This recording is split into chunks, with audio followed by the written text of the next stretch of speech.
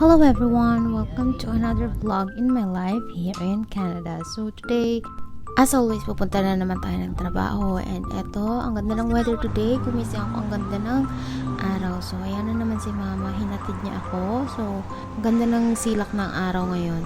Silak? So hindi ko na na-vlog yung the rest of the day ko. Pero after work, ayan, naligo lang ako. And then, heto maikita niyo ako, nagdo-drawing. So meron akong ginagawang drawing lately. And malapit na siyang matapos. So, tinatapos ko lang siya. Ngayon, background na yung ginagawa ko dyan.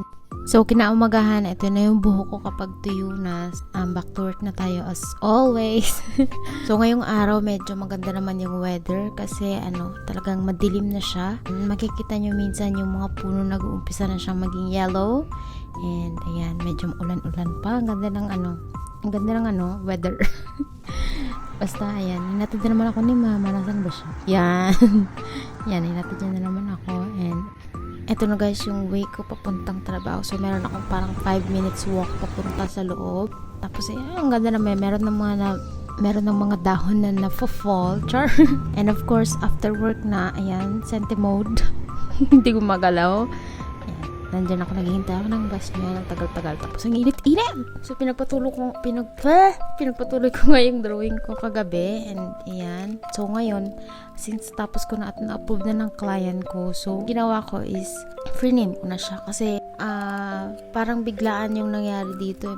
Parang 6 p.m. na to, 6 p.m. na yan, tapos pagka 8 p.m. na nag-decide yung client na ipipick up niya na lang today imbis na dapat kinabukasan pa. So ayan, medyo na-rush ang beshi nyo.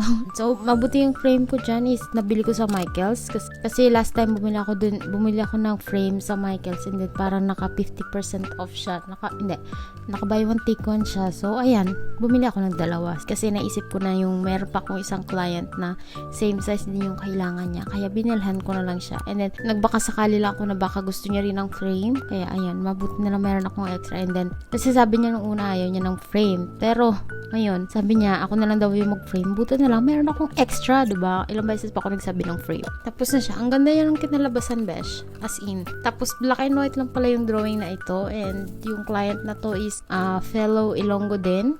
Binalik ko lang yung ano ba tawag dyan? Bumper, yung karton para hindi magasgasan yung corner ng frame. Ayan, in case lang na mahulog. Tapos, yung papel ko na ginamit na pang wrap, ilang taon ko nang ginagamit. Yan, we're done. Thank you so much for watching. Bye!